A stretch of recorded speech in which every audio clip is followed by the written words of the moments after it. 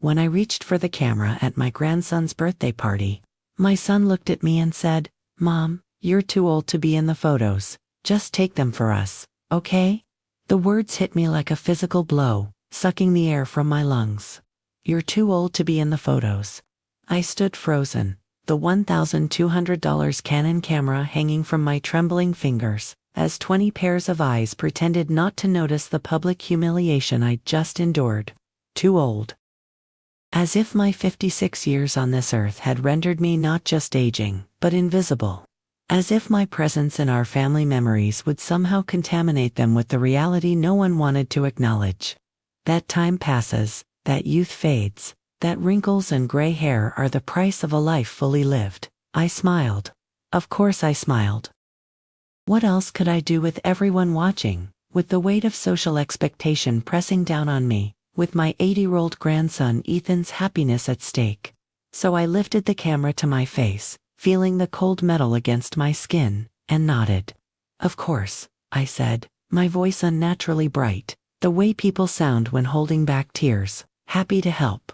The words tasted like sawdust in my mouth as I positioned myself to capture a moment. I wasn't allowed to be part of. "Everyone squeeze in," I called out, as if this were my choice, as if being excluded were a role I had volunteered for rather than been assigned. My daughter-in-law Melissa, perpetually 34 for the past 3 years, though I never commented on the mathematical impossibility, arranged herself at the center of the group, her yoga-toned arms gathering the children close. My son James stood beside her, his hand on Ethan's shoulder, his other arm around his daughter Emily's waist. My ex-husband Robert was there with his new wife Stephanie, who at 41 was precisely 15 years younger than me. They positioned themselves at the edge of the frame, smiling with perfectly whitened teeth. His caps had cost $12,000 last year, a detail he'd shared unprompted over our obligatory birthday coffee. I took 17 photos of that moment. 17 variations of a family portrait I wasn't considered fit to be included in. I adjusted for lighting, suggested small repositioning, offered encouraging words as I documented a reality in which I had been deemed too chronologically inconvenient to exist. The worst part wasn't the exclusion itself, it was how normal it seemed to everyone. No one protested. No one seemed to find it strange that the grandmother, the mother, the woman who had created this very family with her own body, was considered too time-worn to merit inclusion in its visual history. When the party ended, I stayed to help clean up, as I always did. I wiped frosting from the kitchen counter and collected discarded gift wrap while Melissa and James put the overtired children to bed. The house was quiet by the time I finished, the dishwasher humming softly in the background. "Thanks for your help, Mom," James said as he walked me to the door, "and for taking the photos. You've always had a good eye." He kissed my cheek, a perfunctory gesture of filial duty, and I nodded, accepting the crumbs of appreciation offered for my erasure. The drive home to my condo took exactly 27 minutes. I know because I counted each one, focusing on the numbers to keep the tears at bay until I was safely behind my own door. Once inside, I set my purse on the marble countertop, $3,400 for the kitchen renovation last year, a post-divorce indulgence, and finally allowed myself to feel the full weight of what had happened. "You're too old to be in the photos." The words echoed in my head as I kicked off the sensible beige pumps I'd worn. Shoes chosen for comfort rather than style, because I knew I'd be on my feet helping all day. I moved to my laptop on the dining table and downloaded the photos from the camera's memory card. I created a folder labeled Ethan's 8th birthday, April 2025, and began sorting through the images. There were 74 in total. Candid shots of the children playing, posed group pictures, Ethan blowing out his candles, the adults laughing together. A complete documentation of a joyful family event. And in all 74 images, I appeared exactly once, in the reflection of a glass door. A ghostly, out-of-focus presence at the edges of a moment I'd been actively excluded from. That night, I couldn't sleep. I lay awake in my queen-sized bed, $1,200 for the mattress, a necessary expense for my increasingly troublesome back, and stared at the ceiling. The central air conditioning hummed softly, creating a white noise backdrop to my churning thoughts. This wasn't the first time I'd been erased. Of course, these moments had been accumulating like silent snowfall, each instant seeming insignificant on its own, but gradually building into an avalanche of invisibility. 3 Christmases ago, Melissa had suggested I wear darker colors to blend into the background for the holiday card photo. "Navy is so slimming," she'd said with a smile that never reached her eyes, her gaze sliding critically over my size 14 figure. Last summer, at my niece's wedding, I'd been seated at the miscellaneous table, far from the family section, while Robert and Stephanie were placed with my siblings. 2 months ago, my daughter-in-law had forgotten to invite me to Emily's school play, only to call the next day asking if I could pick up Emily from school, because she had a nail appointment she'd forgotten about. Each time, I'd nodded and accommodated. Each time, I'd told myself it wasn't worth making a fuss over. Each time, I'd swallowed my hurt and adjusted my expectations downward, making myself smaller, less demanding, more convenient, invisible. But something about this latest exclusion, so explicit, so unapologetic, had cracked something open inside me. As I lay in the darkness, I could feel a slow burn building in my chest, a sensation so unfamiliar it took me several minutes to identify it. Anger, not the fleeting irritation that dissolves into resignation, but a deeper, steadier heat. A pilot light switching on after years of darkness. The following morning, I awoke with a clarity I hadn't felt in years.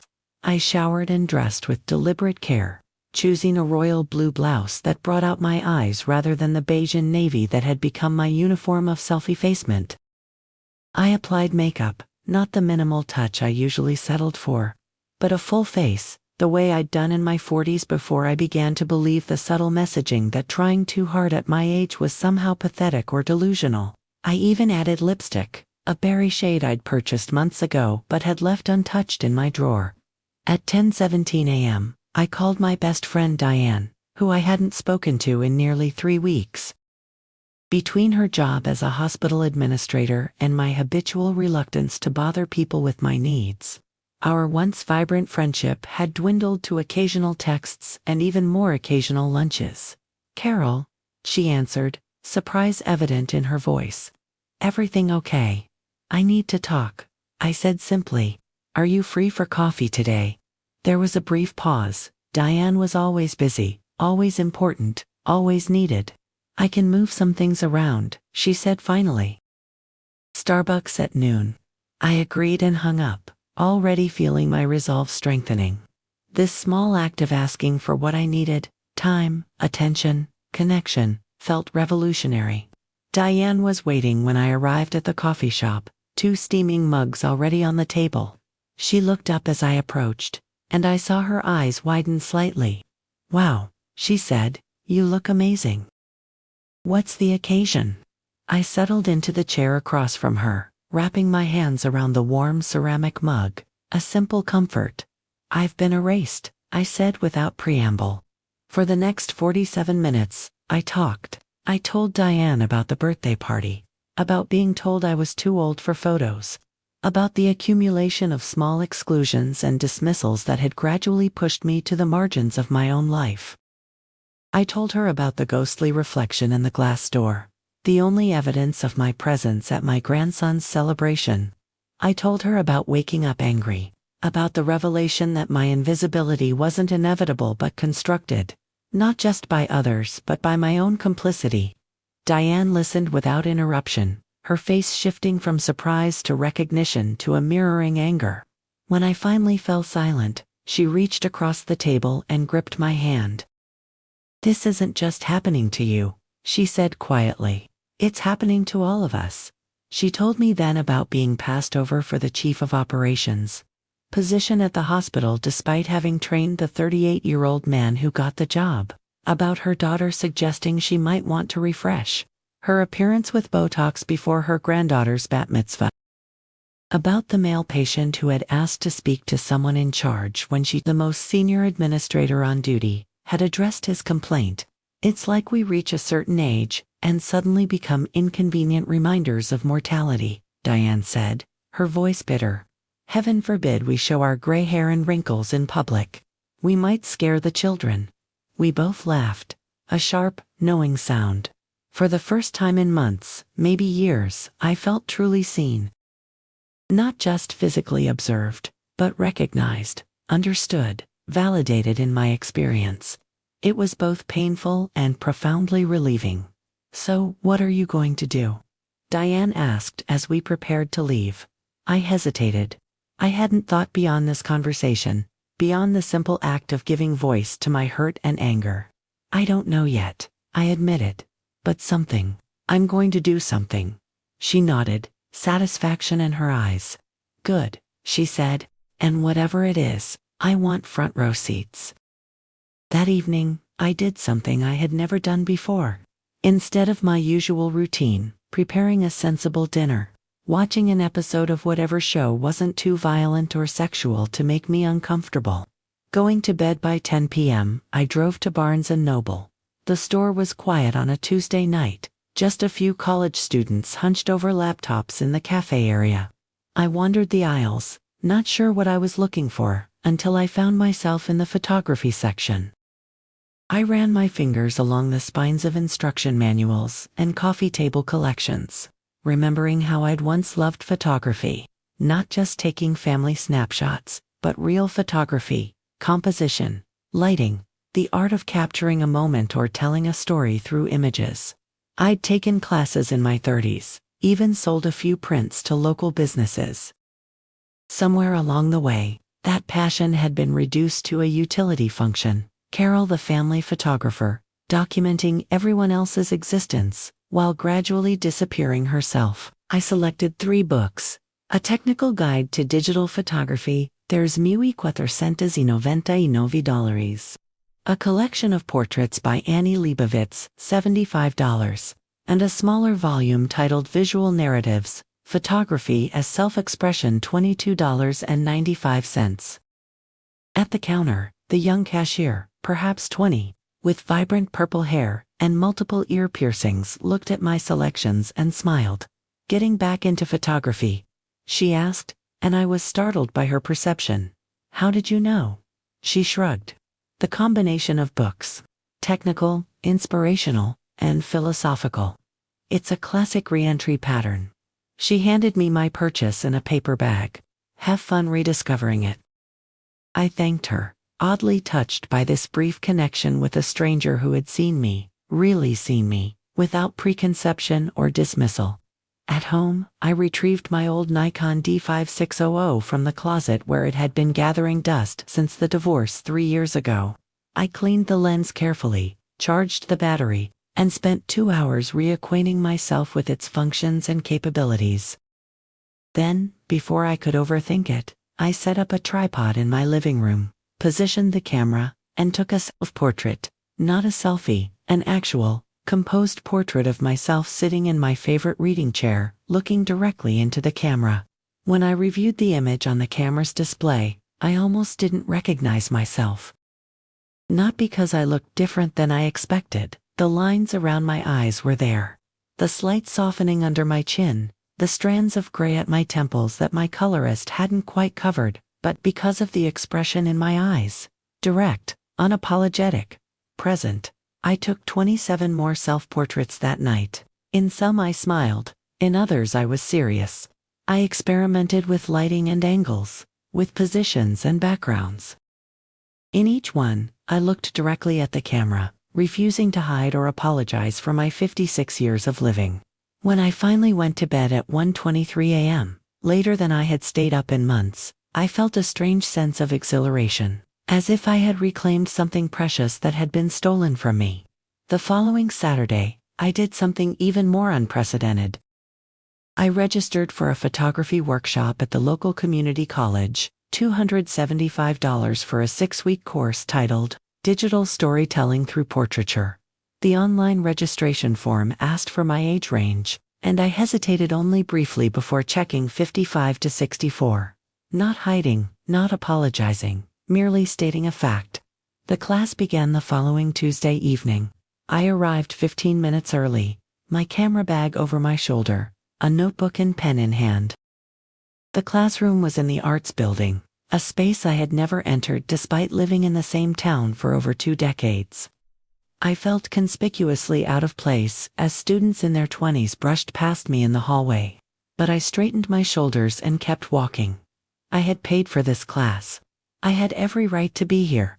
There were 12 students in the workshop. To my surprise, I wasn't the oldest. There was a gentleman with a full white beard who introduced himself as Richard, 68, a retired engineer who had always wanted to learn photography. The rest were mostly in their 30s and 40s, with a couple of college-age students. Our instructor, Alina, was perhaps in her late 50s, with short silver hair cut in a stylish bob and a collection of artistic jewelry. She moved with confidence and authority, her gaze direct and inclusive as she surveyed the room. Photography, she began, is fundamentally about seeing and being seen, about choosing what to make visible and what to leave in darkness.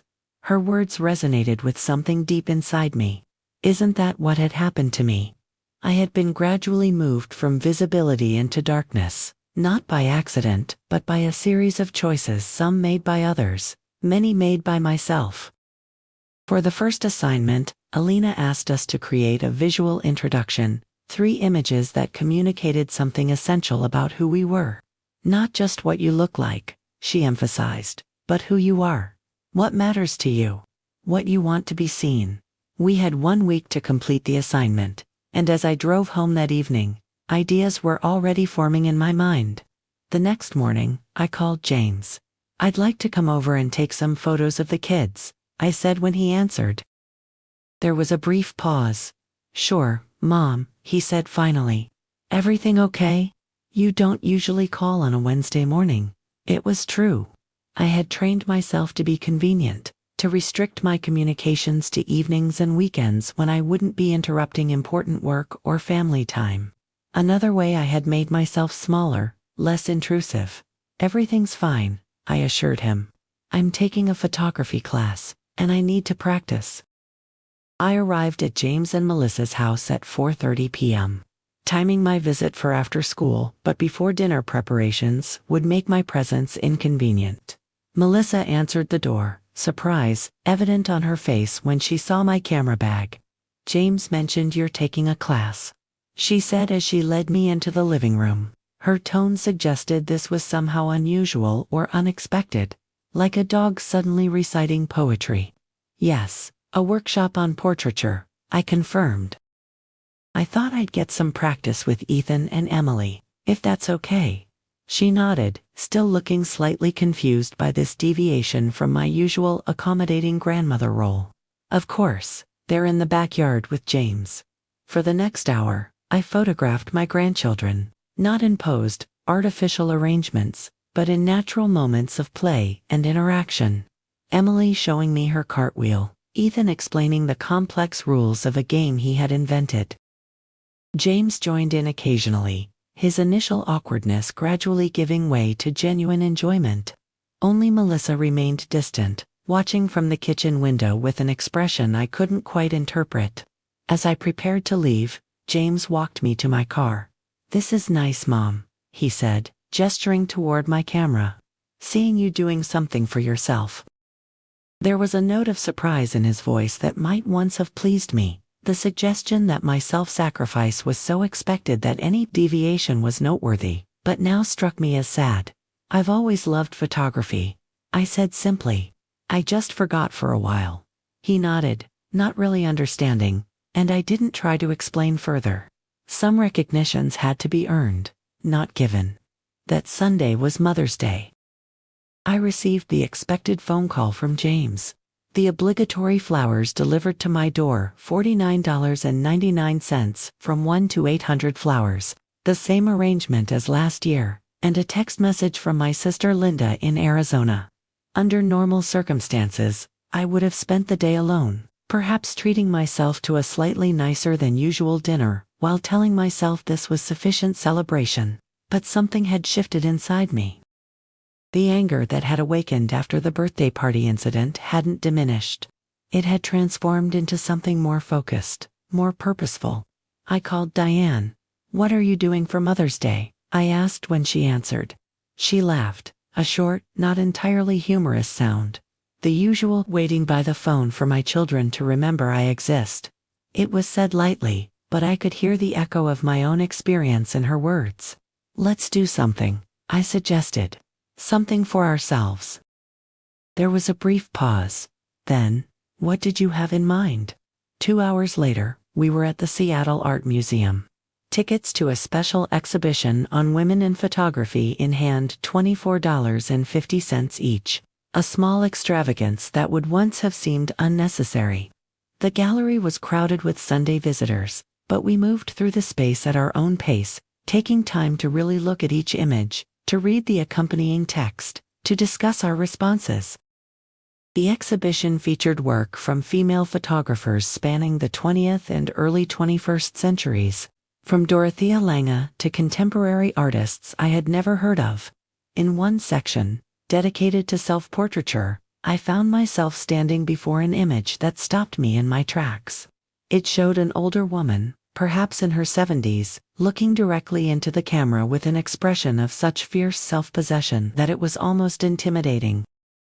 Her face was deeply lined, her white hair cropped short, her body neither hidden nor apologetically displayed but simply present.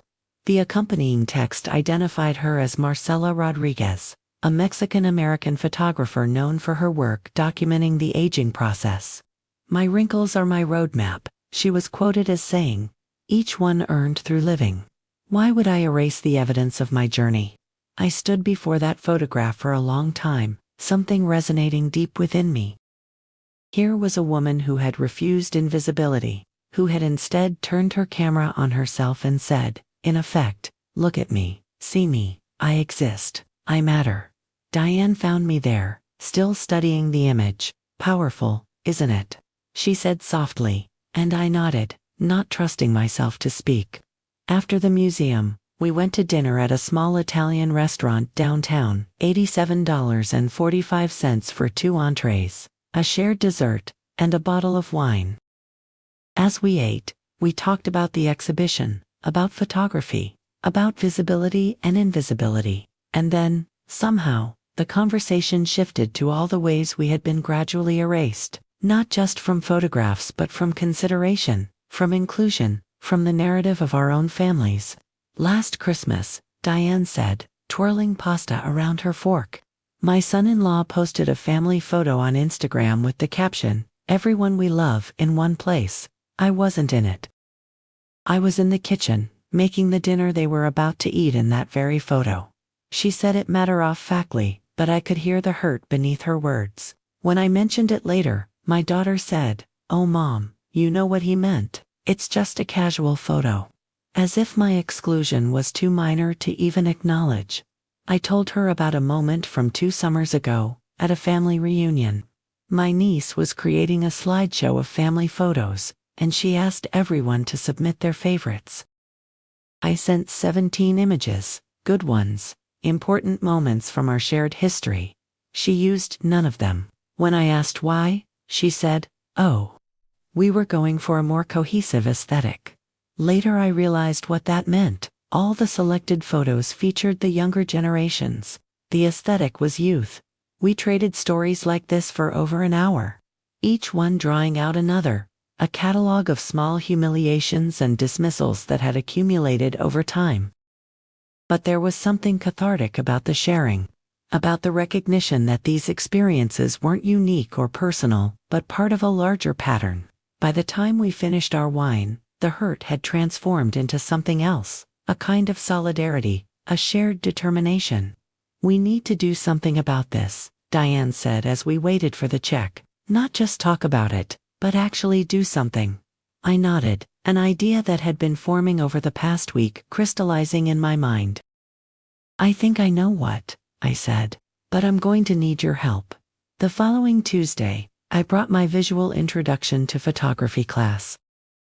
The 3 images I had selected were carefully composed and deliberately meaningful. The first showed my hands holding a framed family photo from which I had been excluded. The second captured my reflection in the glass door from Ethan's birthday party, that ghostly out-of-focus presence. The third was a new self-portrait, direct and unflinching, meeting the viewer's gaze with quiet defiance. These images document my journey from invisibility to presence, I explained to the class. From being seen primarily as a function, photographer, mother, grandmother, to being seen as a complete human being with value beyond utility, Alina, our instructor, studied the images thoughtfully.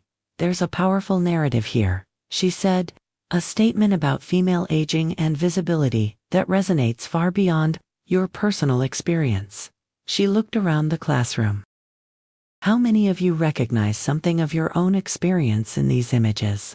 To my surprise, nearly every hand went up, not just the older students, but even some of the younger ones. A woman in her early 30s spoke up. I'm already feeling this starting, she said. The way people look past me in meetings, the way my ideas need to be repeated by a male colleague to be heard. It's like a slow fading. After class, Alina asked me to stay behind. I'm curating a small exhibition at the Westlake Gallery next month, she said. It's called Visible, Invisible, Exploring Themes of Social Visibility and Erasure. I'd like to include your work. I felt a flutter of anxiety at the thought of my images, my story being displayed publicly. But alongside that anxiety was a surge of validation, of recognition. I'd be honored, I said, and meant it. That evening, I called Diane to tell her about the exhibition opportunity. That's fantastic, she said, genuine excitement in her voice. But what about our project? Are you still thinking about that? I assured her I was. In fact, the exhibition had only strengthened my resolve. I'm thinking something bigger than just us, I told her. Something that creates space for more women to reclaim their visibility. Over the following week, an idea that had been germinating since our Mother's Day conversation took concrete form. Diane and I met for coffee 3 times, drafting plans, researching possibilities, building a framework for what we began calling the Visibility Project. The concept was simple but powerful. A series of portrait sessions for women over 50, professionally photographed and exhibited, accompanied by their stories of erasure and reclamation. We would create a book, a website, potentially even a traveling exhibition. The first challenge was funding. We calculated that we would need approximately $7,500 to launch the project, covering equipment, studio rental, printing costs, and web development. Diane suggested we start with a GoFundMe campaign, but I was hesitant. Who would donate to something like this? I asked, old insecurities surfacing. Who would care about making middle-aged women more visible? We won't know until we try, Diane pointed out reasonably.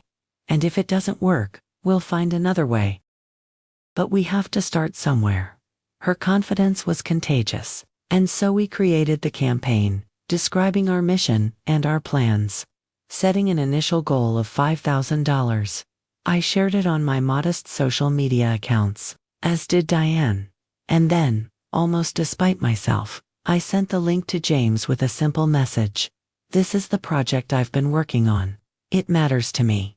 I didn't expect much, perhaps a polite acknowledgement, maybe a small donation to avoid awkwardness. So I was genuinely shocked when, 3 hours later, I received a notification that James had donated $500 to the campaign. His comment on the donation read simply, "Proud of you, Mom. This is important work." I stared at my phone screen, tears blurring my vision. It was the first time in years that my son had expressed anything like pride in me, in something I was doing for myself rather than for others. The campaign gained momentum slowly at first, then with increasing speed. Friends shared it with friends, who shared it with their networks. Women began leaving comments describing their own experiences of invisibility, of being pushed to the margins as they aged. By the end of the first week, we had raised $3,275. By the end of the second week, we had exceeded our goal, with a total of $6,890 from 147 donors. Among those donors was Melissa. Her contribution of $100 came with no comment, and I wasn't sure how to interpret it. Was it a peace offering? An acknowledgement of harm done? or simply a gesture made at James's urging. I decided it didn't matter. The support was what mattered, whatever the motivation behind it. With funding secured, we moved quickly to implement our plans. We rented a small studio space for 2 months, $1,200, negotiated down from $1,500 when the owner, a woman in her 60s, heard about our project. We purchased additional lighting equipment and backdrops. We created a simple website and an Instagram account. And we began scheduling portrait sessions, starting with women from our immediate circle and expanding outward as word spread. The first session was with Diane, a deliberate choice. I wanted to begin with someone I trusted, someone who understood the project from the inside out. She arrived at the studio on a Saturday morning wearing a deep red dress I had never seen before, her silver-streaked hair styled more dramatically than usual. I decided if I'm going to be visible, I might as well be vibrant, she explained as she settled into the chair where I had set up my first composition. Photographing Diane was both challenging and profoundly moving. I directed her through a series of poses and expressions, some serious, some joyful, all authentic and unfiltered. Between shots, she told me her story, not just the incidents of erasure she had described over dinner, but the fuller narrative of her life. Her 27 years as a healthcare administrator, her 2 marriages and 1 divorce, her struggles with her daughter's eating disorder, her pride in her professional accomplishments, her fear that retirement would render her completely invisible. I captured all of it, not just with my camera, but in recordings that would accompany the images, in notes I took between setups. This wasn't just photography, it was witness-bearing documentation of a life society had deemed less valuable with each passing year. By the end of the 3-hour session, both of us were emotionally exhausted but exhilarated. We had 17 portrait options, 3 short audio recordings, and 4 pages of notes. We had the beginning of something important. Over the next 6 weeks, I photographed 27 women ranging in age from 48 to 87. Each brought her own story, her own experience of gradually being erased from family photos, professional consideration, social relevance. Patricia, 62, described being asked to step aside during her daughter's wedding photos so they could get just the immediate family, despite being the mother of the bride. Helen, 73, shared how her grandson's school had addressed all communications about his education to her son and daughter-in-law, despite the fact that she was his primary caregiver. Maria, 59, detailed how she had been passed over for promotion in favor of a man 15 years her junior, because the company wanted a face that represented their future direction. Each woman sat before my camera, looking directly into the lens, refusing invisibility. Each shared not just her hurt and anger, but her pride in what she had accomplished, her insistence on being valued for more than youth or conventional beauty or maternal utility. Each reclaimed her right to be seen, to take up space, to be documented and remembered. The Visible Invisible exhibition at the Westlake Gallery opened on a Thursday evening in early June. My 3-image narrative was displayed alongside works from 11 other photographers, each exploring different aspects of social visibility and erasure. Alina had positioned my pieces near the entrance, giving them prominence I hadn't expected. I stood beside them during the opening reception, nervous but determined, as visitors moved through the gallery. To my surprise, James arrived about an hour into the event. He came alone, without Melissa or the children, dressed in a button-down shirt and slacks as if coming directly from work. He stopped before my images, studying them with an intensity that made me hold my breath. When he turned to me, his expression was complicated, a mixture of recognition, discomfort, and something that might have been remorse. "These are really good, Mom," he said, gesturing toward the photos. "Technically, I mean. The composition, the lighting." He paused, struggling for words, "but they're also hard to look at. When I see that one," he pointed to the image of my ghostly reflection, "I remember that day. I remember not thinking anything of it when you were just taking the photos, not being in them. I never questioned it. It was just normal. I nodded, not wanting to make this moment harder for him by expressing the hurt I had carried. He continued, his voice lower. But it's not normal, is it? To just erase you like that. To act like you don't belong in our family memories.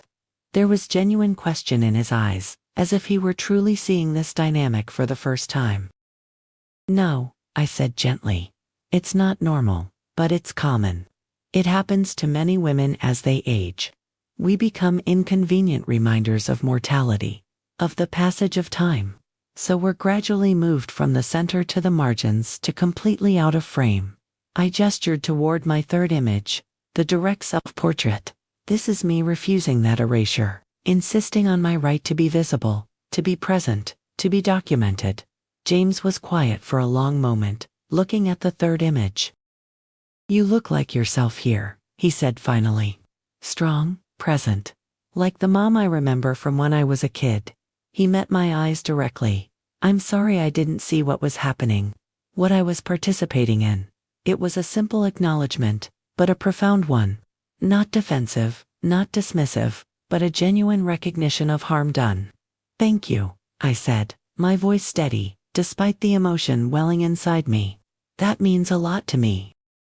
We stood together in silence for a moment, something shifting and resettling between us. Then James asked about the visibility project, and I showed him the catalog we had created, with portraits and stories from the women I had photographed. He looked through it slowly, pausing at certain images, reading the accompanying narratives with growing understanding. This is important work, Mom, he said as he closed the catalog. Really important. He hesitated, then added, Emily has a school concert next Friday. She's singing a solo. We'd really like you to be there, not to take photos, but just to be there. As her grandmother. It was a small olive branch, but a meaningful one. An acknowledgement of my place in the family as more than a function, more than a convenience. I'd love that, I said simply. The exhibition ran for 3 weeks, drawing modest but steady attendance. Local media covered it, including a small feature in the Seattle Times Arts section that highlighted my work and the Visibility Project. The publicity led to more women contacting us, wanting to share their stories, to be photographed, to join what was becoming a movement of sorts. By the time the exhibition closed, we had a waiting list of 43 women interested in participating. With the additional interest came practical challenges. The studio rental was ending, and while our initial funding had been sufficient to launch the project, continuing at this scale would require more resources. Diane and I met to discuss next steps, sitting on the patio of a cafe near her office, the early summer sunshine warming our faces. We could apply for grants, she suggested, making notes on a legal pad. There are several foundations that support projects related to women's issues, arts accessibility, aging, and dignity. I nodded, considering the possibilities.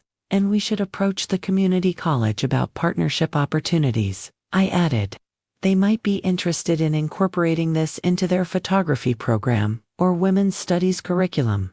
As we brainstormed, a woman approached our table. She was perhaps in her late 60s, elegantly dressed, with a quiet confidence in her bearing. Excuse me, she said. I couldn't help overhearing some of your conversation. Are you the women behind the Visibility Project? When we confirmed that we were, she introduced herself as Eleanor Hartwell, the director of the Bainbridge Island Arts Council. I saw your exhibition at Westlake, she continued. It resonated deeply with me. We're planning our fall program, and I think your project would be a perfect fit for our gallery space. Would you be interested in discussing a potential exhibition? She handed each of us a business card, heavy cream cardstock with embossed lettering. The kind of subtle signifier of institutional legitimacy I had learned to recognize during my years in corporate environments. Diane and I exchanged glances, mutual excitement passing between us. We would be very interested, I said, reaching for my phone to schedule a follow-up meeting. As Eleanor walked away, Diane leaned forward. Do you realize what just happened? She asked, her voice low but intense. We didn't have to justify ourselves, or explain why this project matters, or convince someone to take a chance on us. She approached us. She recognized the value of what we're doing without us having to prove it. It was a shift so subtle I might have missed it a year ago. The difference between struggling for validation and being sought out for collaboration.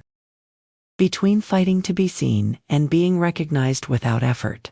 A small victory in the larger battle against invisibility. But a significant one. Emily's school concert was the following Friday evening, held in the multi-purpose room of her elementary school. I arrived 20 minutes early, wanting to ensure I had a good seat. The room was filled with the familiar chaos of families finding places, children in performance attire, making last-minute adjustments, teachers attempting to create order from excitement. I found a seat in the third row, close enough to see clearly, but not so close as to make Emily nervous. James, Melissa, and Ethan arrived 10 minutes later. James spotted me immediately and led his family to where I sat. "Mom, good, you're here," he said, gesturing for Ethan to sit beside me. Melissa offered a tight smile, not warm, but not overtly hostile either.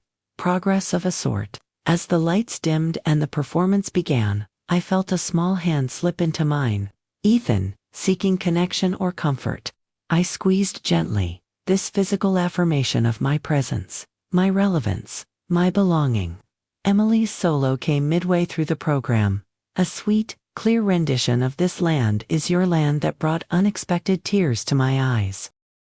As she sang, I found myself remembering her father at that age, performing in his own school concerts, his face showing the same mixture of concentration and joy. The continuity of family, the passing of traits and talents through generations. I was a vital link in that chain, whether photographed or not.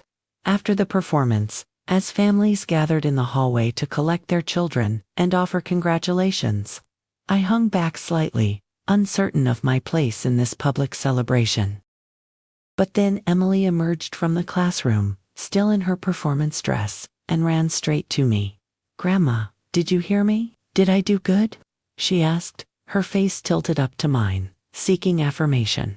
"You were wonderful, sweetheart," I told her, bending to hug her. "I'm so proud of you." Over Emily's head, I caught Melissa watching us, her expression unreadable. But when Emily asked if we could all go for ice cream to celebrate, it was Melissa who said, "That sounds like a great idea. Grandma should definitely come too." Not enthusiastic, perhaps, but an inclusion freely offered rather than grudgingly granted. Another small shift in the familial dynamic. The ice cream parlor was crowded with other families from the concert. The atmosphere festive with children's excitement and sugar consumption. We found a table in the corner, and as we settled in with our respective treats, chocolate chip for Emily, vanilla for Ethan, coffee for the adults, James pulled out his phone. "We should get a picture," he said, looking around for someone to ask. Then, to my surprise, he handed the phone to a nearby teenager. "Would you mind taking a photo of our whole family?" he asked, emphasizing the word whole with a glance in my direction. The teenager agreed, and James arranged us against the wall of the ice cream shop, Emily and Ethan in front, the adults behind them. He positioned me between himself and Melissa, his arm lightly around my shoulders. "Everyone smile," the teenager directed, and as the phone's camera clicked, I felt something release inside me, a tension I had been carrying for so long I had forgotten it wasn't a natural part of my body. Later, when James texted me the photo, I studied it carefully. There I was, undeniably present, part of the family grouping. My smile was genuine, my posture relaxed. I looked like I belonged, because I did belong. Always had, despite the temporary illusion of disposability that had been constructed around me. The following Tuesday evening, I returned to the photography studio for a session with a new subject, Margaret, 78. A retired librarian who had contacted us after reading about the project in the newspaper. She arrived precisely on time, dressed in a simple blue dress, her white hair cut in a practical bob. As I helped her settle into the chair where I had arranged the lighting, she surprised me with a direct question. "Why are you doing this?" she asked. "This project, these portraits." What made you start? It wasn't accusatory, just genuinely curious. I considered how to answer, wanting to be honest without overwhelming her with personal details, before we'd even begun the session. I got tired of being invisible. I said finally, of being the one who takes the photos, but is never in them. And when I started talking to other women, I realized it wasn't just happening to me. Margaret nodded, satisfaction in her eyes. Good, she said firmly. That's a good reason. When you get to my age, invisibility is the default. People look right through you, like you're already a ghost. It starts in your 50s, little things, like being left out of photos, or not being addressed directly in conversations. By 70, you might as well be made of glass. As I adjusted the lighting, she continued. I was a librarian for 42 years. I helped thousands of people find information, solve problems, discover new ideas and perspectives. I managed budgets, hired staff, created programs that served the community. But now, when I walk into that same library, the young people at the desk talk to me like I'm a child, slow and simple, as if age has made me stupid as well as irrelevant. There was no self-pity in her voice, just a clear-eyed assessment of a social reality. That's exactly what this project is about, I told her. Documenting not just how women like us look, but who we are, what we've done, what we continue to do and be. I raised my camera. So, Margaret, show me who you are. The session that followed was one of the most powerful I had conducted. Margaret had a natural dignity, a presence that came through in every frame. She looked directly into the camera, her gaze steady and penetrating, her face showing every one of her 78 years without apology or concealment. Between setups, she told me her story, her education at a time when women were discouraged from academic achievement, her career built despite resistance and unequal treatment, her marriage to a man who had truly seen and valued her, her widowhood after 51 years of partnership. The hardest part of being invisible, she said as we were finishing the session, is not that others don't see you. It's that you start to question whether you exist at all. You begin to doubt your own reality, your own value. She looked directly at me.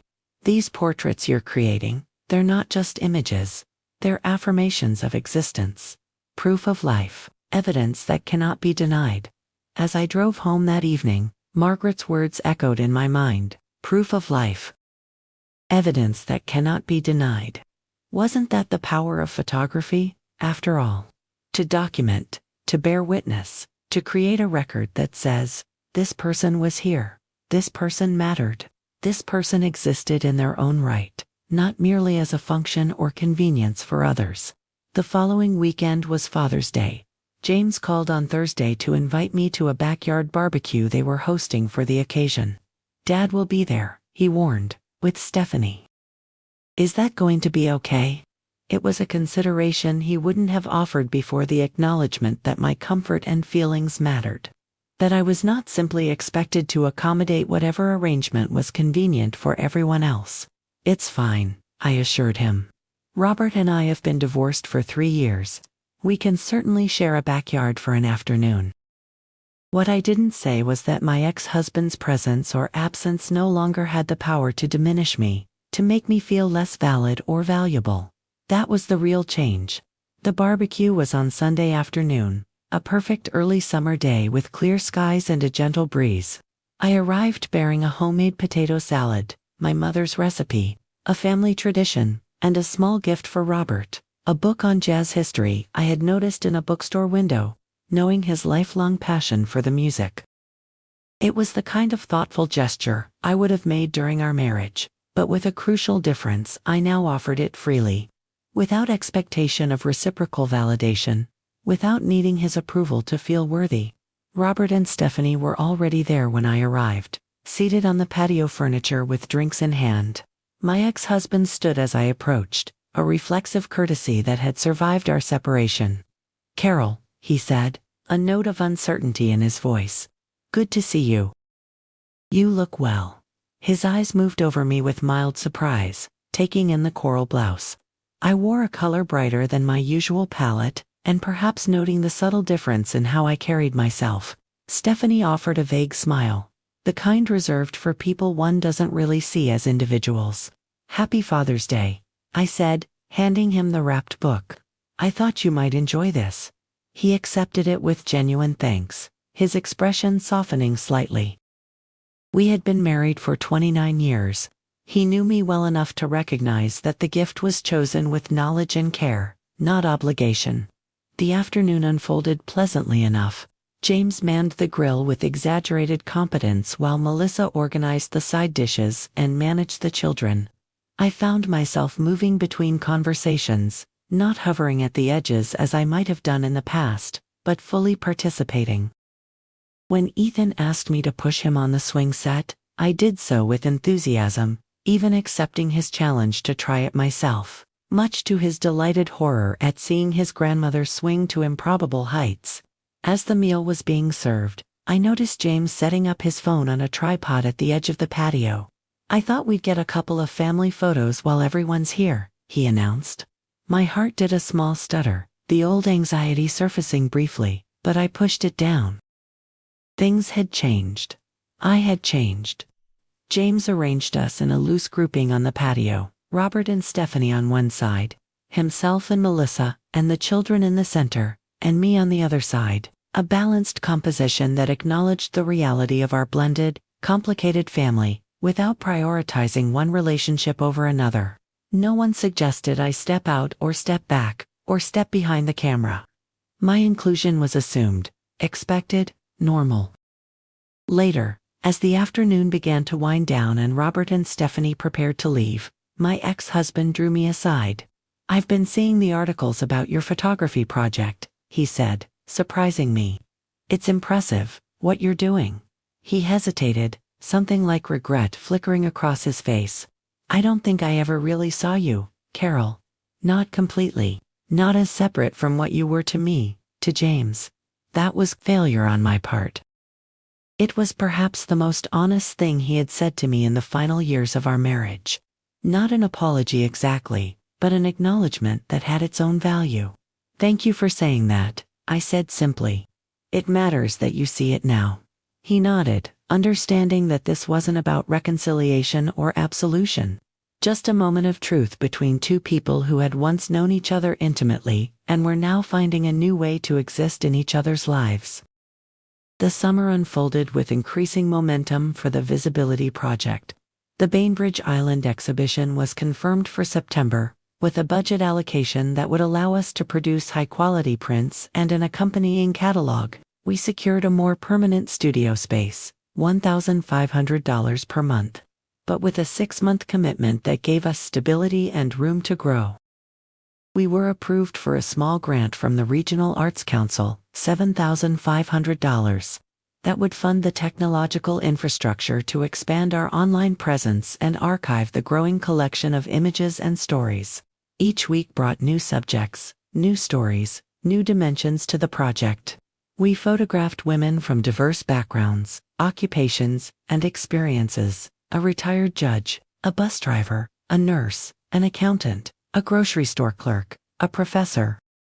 Each had experienced the peculiar erasure that comes with female aging, the gradual relegation to the margins of social consideration. Each reclaimed her visibility through the simple but profound act of looking directly into the camera, refusing to be unseen. The project began to attract attention beyond our local community. A national women's magazine expressed interest in featuring our work. A documentary filmmaker contacted us about the possibility of following the project for a short film. A publisher suggested we consider compiling the portraits and stories into a book. Each opportunity felt like validation, not just of the project itself but of the experiences it documented, the women whose stories it told. In late July, my phone rang on a Tuesday evening. It was Melissa, my daughter-in-law, an unprecedented occurrence that immediately put me on alert. "Carol," she said, her voice tight with controlled emotion. "I was hoping we could meet for coffee tomorrow." "There's something I'd like to discuss with you," I agreed, curious and slightly apprehensive about what might prompt this unusual request. We met at a small cafe near her office during her lunch break. Melissa was already there when I arrived, seated at a corner table with 2 cups of coffee, her posture rigid with tension. I settled into the chair across from her, waiting for her to speak first. She took a deep breath, as if steeling herself for something difficult. "I've been thinking a lot about your project," she began. "About visibility and erasure, and how I've contributed to that." With you, it was perhaps the last thing I had expected her to say. I kept my expression neutral, giving her space to continue. "When I saw those photos at the exhibition, especially the one where you're just a reflection, a ghost at Ethan's birthday, I recognized it. I recognized what we were doing, what I was doing." She looked down at her coffee cup, turning it slowly between her hands. "I've been the one suggesting you take the photos instead of being in them. I've been the one creating family groupings that somehow always left you out, and I need to apologize for that." I felt a complex mix of emotions: surprise, vindication, a cautious hope. "What made you see it?" I asked, genuinely curious about the catalyst for this self-reflection. She was quiet for a moment, considering the question. "Partly the exhibition," she said finally. "Seeing it laid out so explicitly was ... confronting. But also, James has been talking about it, about how he never questioned the pattern until you made it visible." She looked up, meeting my eyes directly for perhaps the first time in our relationship, but mostly, it was realizing that I'm going to be 35 next month. And I've already started to notice it happening to me, being overlooked in meetings, having my ideas attributed to male colleagues, being evaluated more on my appearance than my competence. It's just starting, but I can see where it leads. Where I was helping lead you. It was a moment of genuine connection, of recognition across the generational divide. "Thank you for telling me this," I said simply. "It means a great deal to me." Melissa nodded, some of the tension leaving her shoulders.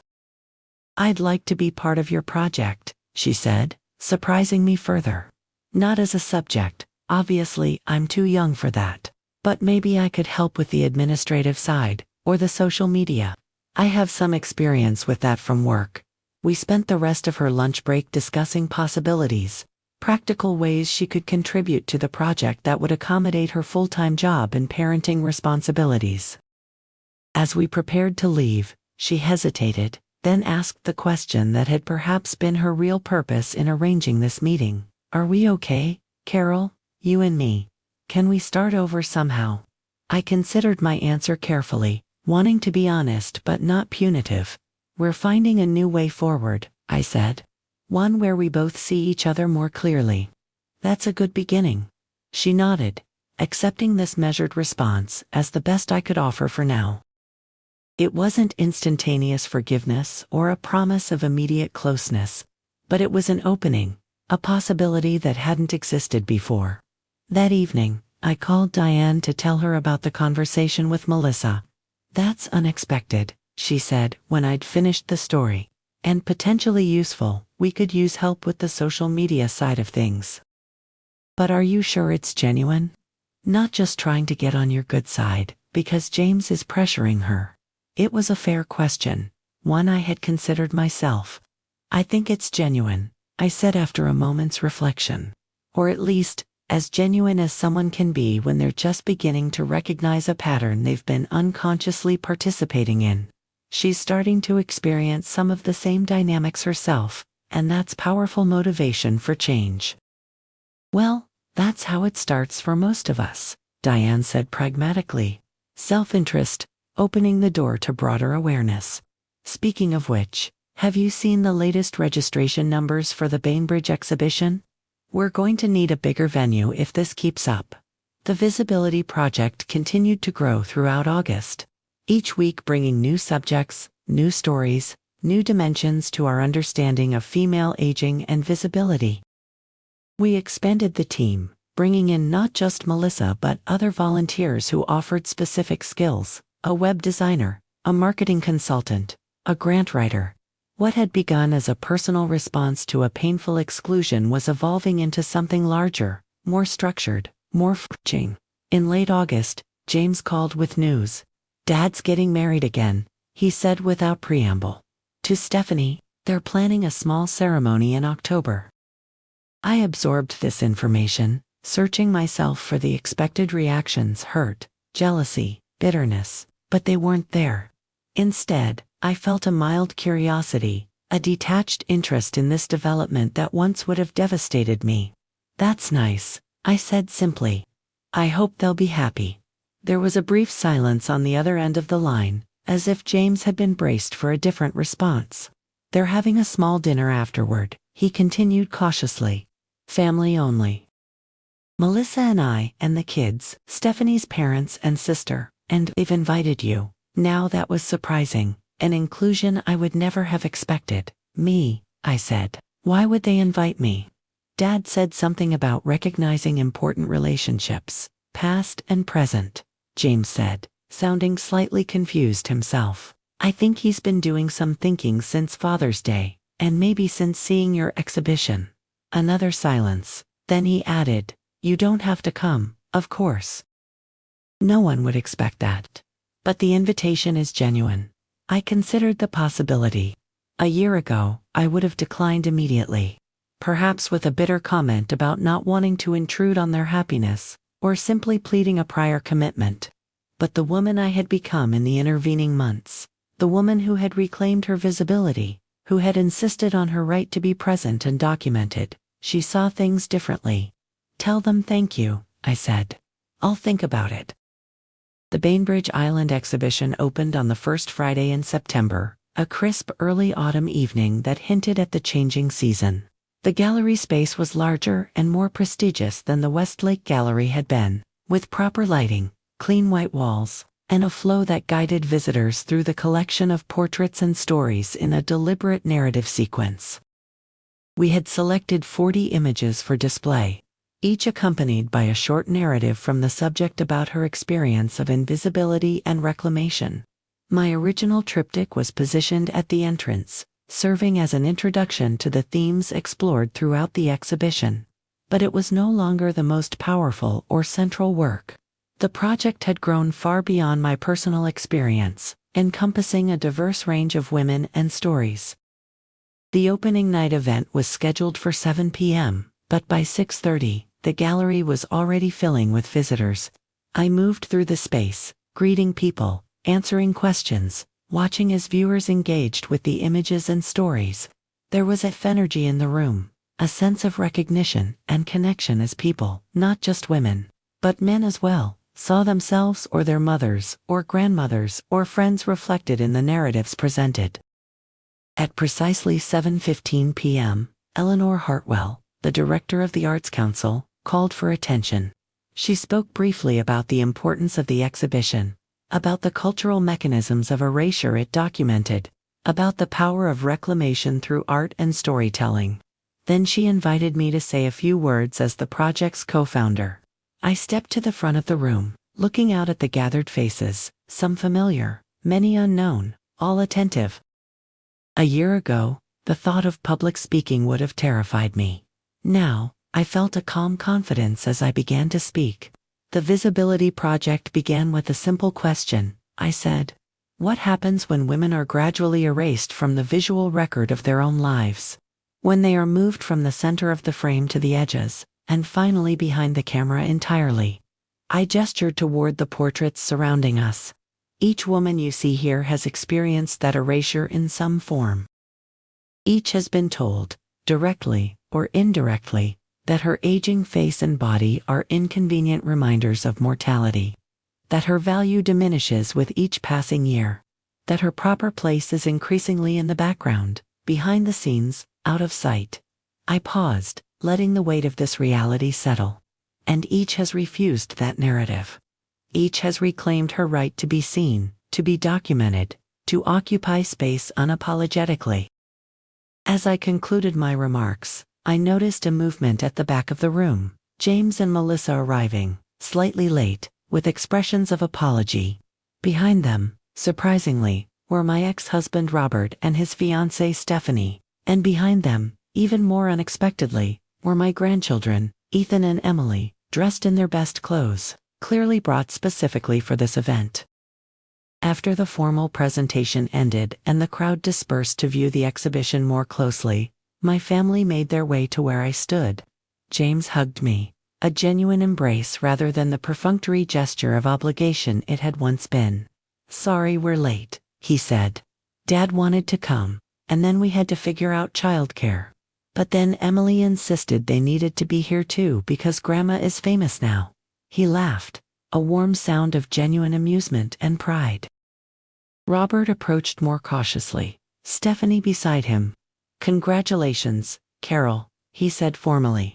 "This is quite an accomplishment." There was respect in his voice, a recognition that had been absent during our marriage, an acknowledgement of me as a person separate from my relation to him, with value and capability independent of that connection. Emily tugged at my hand, demanding attention. "Grandma, is that you?" she asked, pointing to my self-portrait on the wall. When I confirmed that it was, she studied it with serious consideration. "You look strong," she said finally.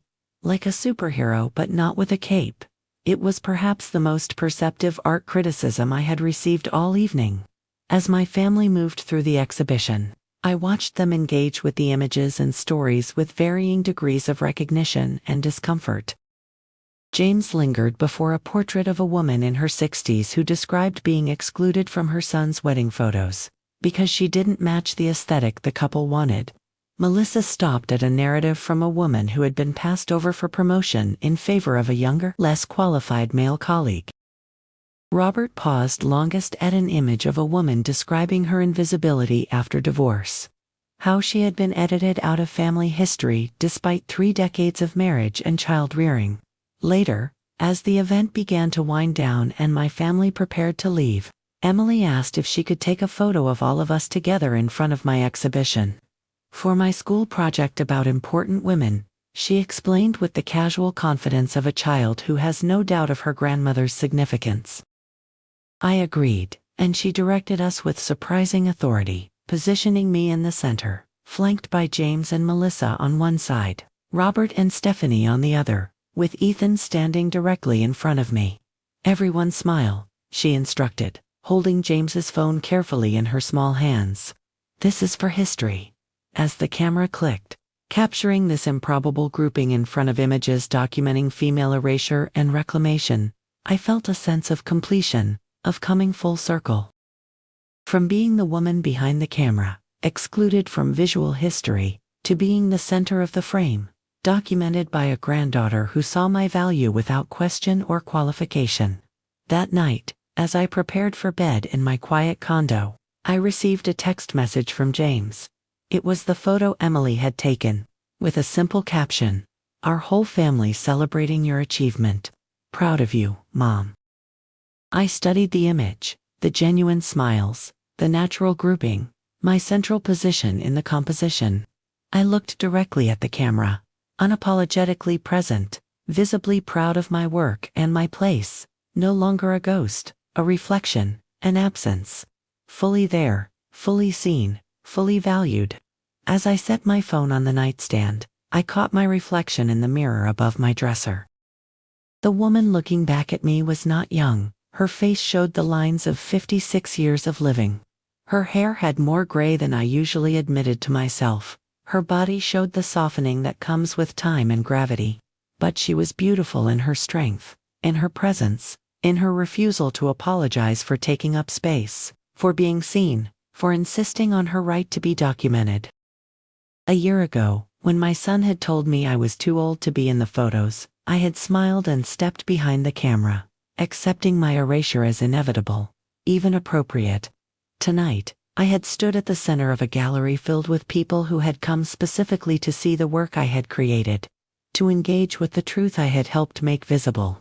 I had been photographed, centered, celebrated not despite my age, but with full acknowledgement of the journey that had brought me to this moment.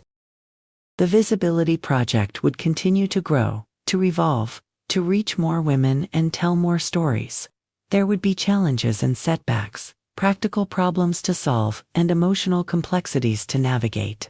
But the fundamental shift had already occurred, not just in how others saw me, but in how I saw myself.